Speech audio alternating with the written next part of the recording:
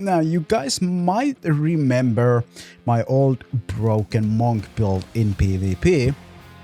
The sad part is it's not working as well as it used to work, so I did a few changes to the build and I'm updating my broken monk build. This build is now again just annihilating everything, unless of course you go against a big wells that you just can't fight against.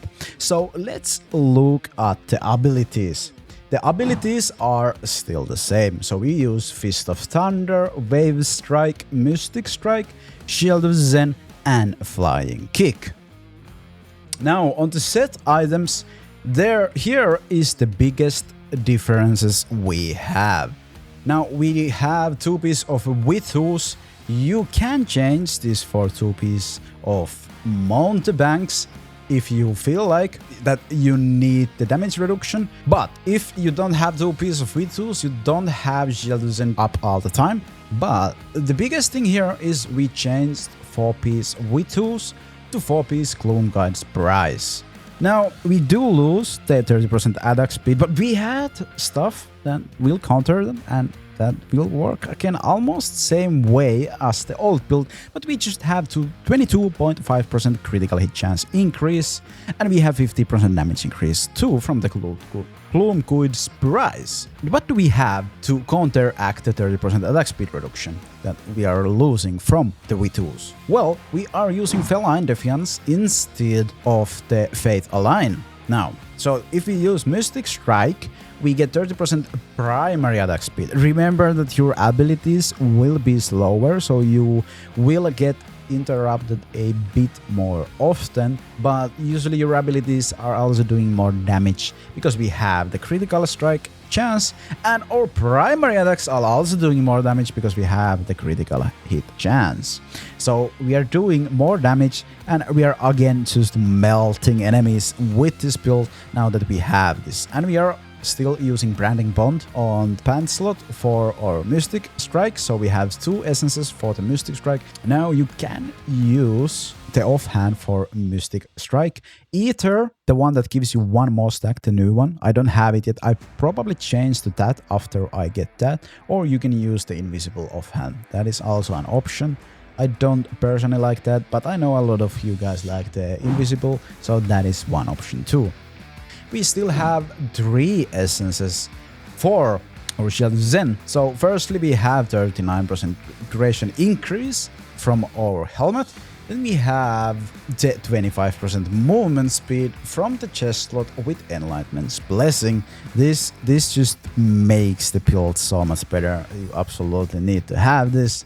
And lastly we are using Intervening Law with the Shield of Zen. Now we are still using some Fist of Thunder essences, so we are still using Unyielding Doctrine to have 10% chance to get 50% attack speed for 1 second. Now if this procs and you have 22.5% critical hit chance increase, so you usually should have around 30% critical hit chance, so that's about 30% damage increase with 50% attack speed. It will melt people still with your primary attacks if you get the time to actually just use your primary attacks, which is really great. And we also get that sweet 9% Fist of Thunder damage increase from the Unyielding Doctrine. Now we also have Twitching Palm. I'm still using Twitching Palm, so we get a bit more damage for our first Fist of Thunder. Now lastly with Wave Strike we are of course using Will Below, and that just makes the Wave Strike shoot a beam and CC everybody. Now lastly, I will show you some combos you can use with this build, or at least the combos I'm using with this build, but basically you can mix and match every single ability and just keep them CC'd. Now this is my most basic or the most used combo I'm using. So you go in with Shield Zen and then you use Mystic Strike, followed up with Wave Strike, hit them once, use your Flying Kick, hit them few times, use your Mystic Strike again, and then you use your Wave Strike once again. Now if the target is not dead at this point, you have to use another Mystic Strike and another Wave Strike followed up, of course, but if you don't have those, this is the time you need to run. Now you can also start with Fist of Thunder followed up with Flying Kick. Now if you do that, you want to instantly follow up with Mystic Strike. And then followed up with Wave Strike. And then you can use a few primary attacks if you are close enough to target to actually hit with them. And then followed up with Mystic Strike. And then again you can use Wave Strike.